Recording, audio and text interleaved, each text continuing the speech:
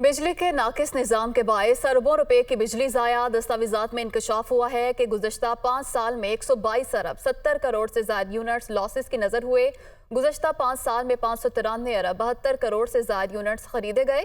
इसी हवाले से तफसीलात जानते हैं नुमाइंदा ज़ीशान यूसुफजई हमारे साथ मौजूद हैं। ज़ीशान, क्या मामला है ये? अस्मा, देखिए, हर साल नेपरा एक टारगेट सेट करता है जिसमें इजाज़त होती है कि इस हद तक जो है लॉसेस जाए।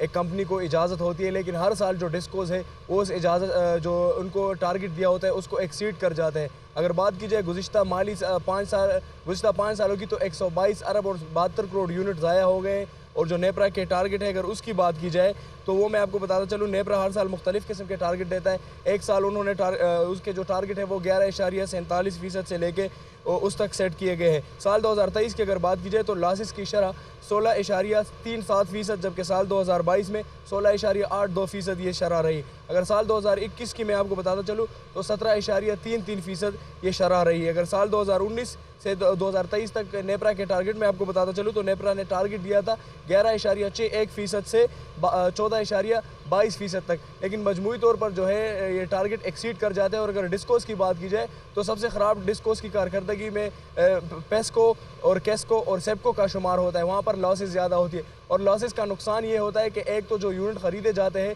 ये बिल ही नहीं होते क्योंकि ये लॉसेस की नज़र हो जाते हैं, और इससे फिर दूसरा नुकसान ये होता है कि सार्फिन को लोड शेडिंग का सामना करना पड़ता है, और तीसरा नुकसान ये होता है कि जो लॉसेस जो बिजली लॉसेस की नज़र हो जाती है तो ज़राए ने हमें ये बताया है कि वो मुख्तलिफ मद में फिर सार्फिन से वसूल की जाती है। और इस मसाइल की हल की अगर बात की जाए तो जो तवानाई माहिरीन है उनका यही कहना है कि हमारे सिस्टम को इन्वेस्टमेंट की ज़रूरत है, इसमें इन्वेस्टमेंट करनी चाहिए। इन्वेस्टमेंट करने की ज़रूरत है। ज़ीशान, बहुत शुक्रिया आपका।